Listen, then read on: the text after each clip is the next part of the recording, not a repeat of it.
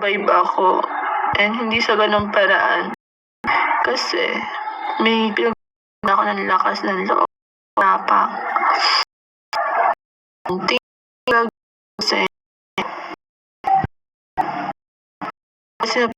Kasi talaga under bro like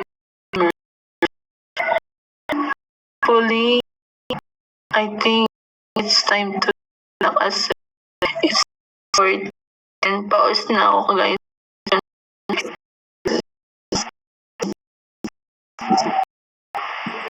Hindi na ako just for your time and for your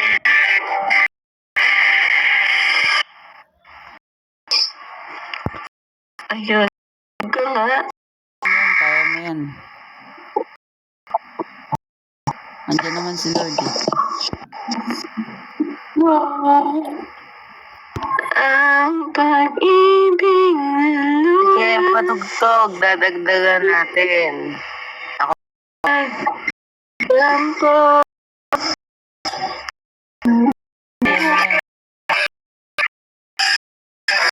Pero what? Tipong nakakabuhay sa relasyon nyo. Ayan no. Tipong napipili ka na lang siyang mag-reply sa mga text mo.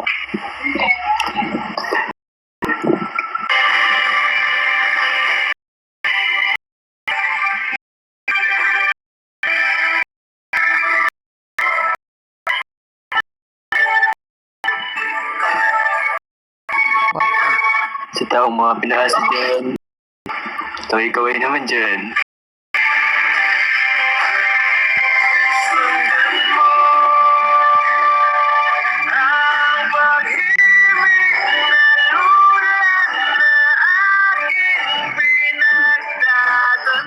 Sa taong mga nag-i-intay dyan.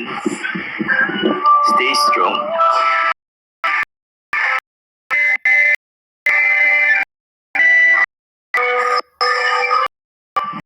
Mga taong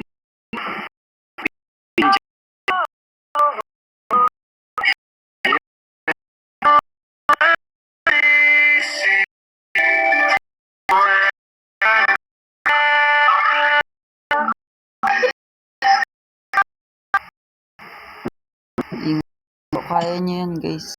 Kung ano man pinagdaan nyo ngayon, kayang-kaya, stay strong. Guys, sa mga tao binawang back burner at second option. Cheer up. Kasi hindi yung mga taong para sa inyo talaga kasi may masigit pa na dalahay nyo na iti-cheat yung tama. Mamahalin kayo better pa sa better. May sasabihin ako. Go. Pwede ko ba i-record to? Tapos ako Yeah. sige. Naka-record ako. Go on.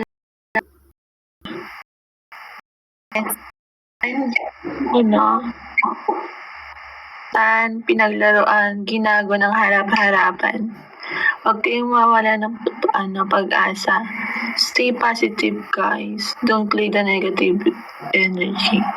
Laging tatandaan, guys. Kung mas kayo, depende na lang kung yung mahal talaga yung totoo. Kaya ako. Sakit.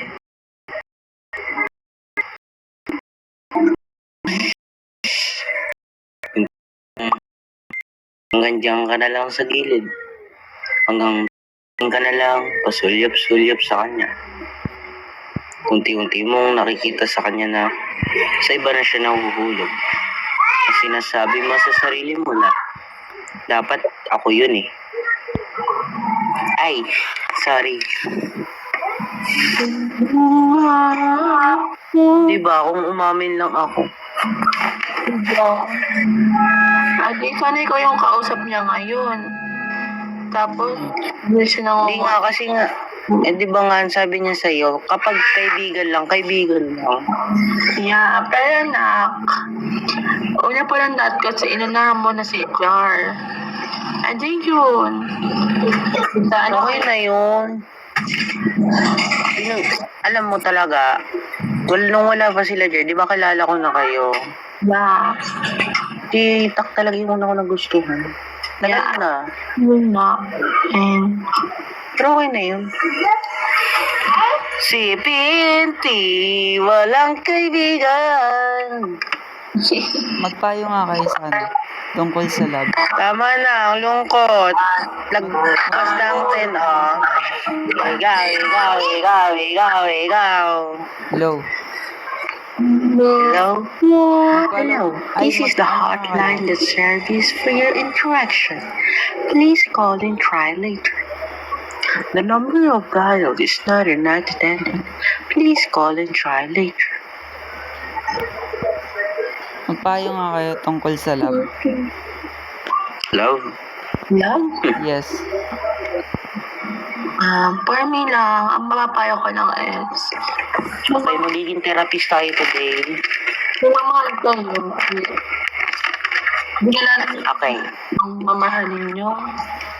And gagawin nyo muna yung mga ano ba yung mga red flags nyo or green flags. Pero pa lang good, sa una pa lang na mga sama na yung ugali. Yan di papasok yung sinasabi nila. Ito. Yun na yung red flag. So, pag nakita nyo ng red flag ng isang tao, iwan nyo na agad yun kasi yan yung magiging Yes. pagdudulutan. Agree. Alright. Yun yung magiging Agree. friendship. I strongly agree. Iba na. Kasi nalalaman Strongly agree. pero imalak ako. Inaahos Ay, ako. so ito, mapapayo ko naman about sa love. First is unahin mo muna yung sarili mo. Ask yourself, what is your self-worth? Kung sino ka, ano yung halaga mo? Tanungin mo sa sarili mo kung, sino ka ba talaga? Ano ba talaga ako? Ano ang halaga ko? Dapat alamin mo yung sarili mong standards. Ano, ganito ang gusto ko sa lalaki. Ganito ang gusto ko sa lalaki. Second, pagpipili ng iyong partner. Sa pagpartner naman is dapat alam mo yung pros and cons niya. Alam mo yung kalakasan at kahinaan niya. Alam mo yung gantong attitude niya. Kung green flag, red flag, or kineme. Dapat alam mo yung history ng kanyang naging relasyon or naging path niya. Alam mo yung pakikitungo niya sa iba. Alam mo yung dapat ugali niya. So, dapat for love lang. Kilalanin If mo naging muna. kayo naman ng taong iyon, stay strong. Madadating talaga kayo sa point na nag-aaway kayo, pero hindi madalas. Signs yon ng strong relationship. Lalo na pag nagsiselos yung partner mo, ibig sabihin nun, mahal ka niya. Diba? At saka na pag partner Pero ka, dapat di ba? hindi Kilalanin sa mo na. really Dapat kilalanin mo na, di ba? Yes, kilalanin. Before you're entering your love, isipin niyo muna yung mga process na maharap. Example, yung mga selos. Sana kinontrol niyo muna yan. Pumasok sa isang relation. Because wala namang love perfect. Kaya kung marunong kang lumugar, so, alam mo din yung yung magiging future nyo. Kasi alam mo naman na ikaw lang hindi sa relation na yun. Because ikaw yung unang gusto, hindi kayong dalawa. Walang kinalaman si Lord, kundi kayo talaga ang pumili na yan. Agree. Saka dapat ready kang i-sacrifice lahat para dun sa partner mo, sa taong mo. Okay, may tanong. Ask lang, meaning ng magaling sa chat pero personal eye contact. Siguro, sa tingin ko, nahihiya siya sa personal or wala siyang courage na sabihin or move sa'yo.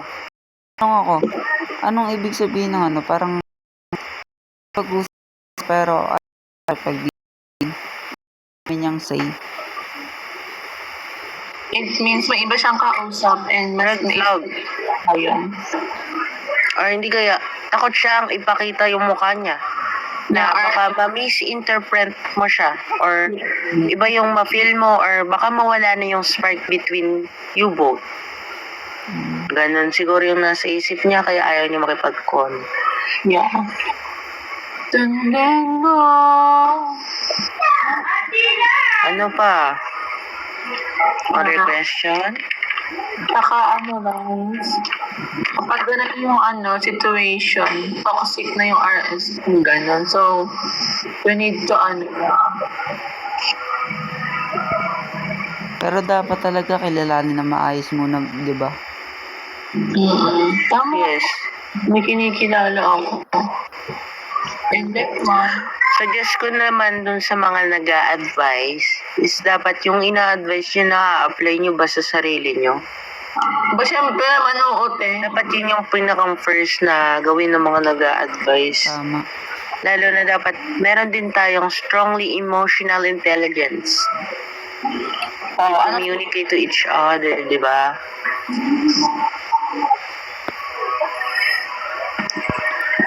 Ayun yung Maybe i-re-record ko to, tapos i-upload ko to sa it's YouTube. depends sa ano. Ay, sige. Go. O, itag mo kami ha, para medyo, sikat. Hindi, may naka-record naman to, tapos ipa-upload ko lang sa YouTube ko. Ayun, naging benefits pa sa YouTube. Bababa ko yung account ko sa baba.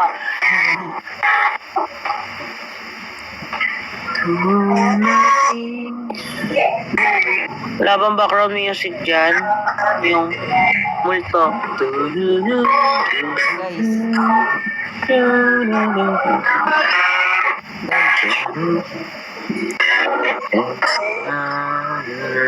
bababa muna ako, upload ko lang muna to. Sige, Carl. Bye. Baka may isa-shoutout ko. Sino ba ako para mapansin? Bye-bye. Bye. May isa-shoutout ko Para kayo. buhay. Hoy, iyan mo din dito sa sa TikTok. Para buhay Okay. Baka may isa-shoutout kayo. Wala, basta i-upload mo sa TikTok. Sige, Makikita ko naman yan. Bye. So, wala makikita. Thank you. Naiwi ng tahimik mo.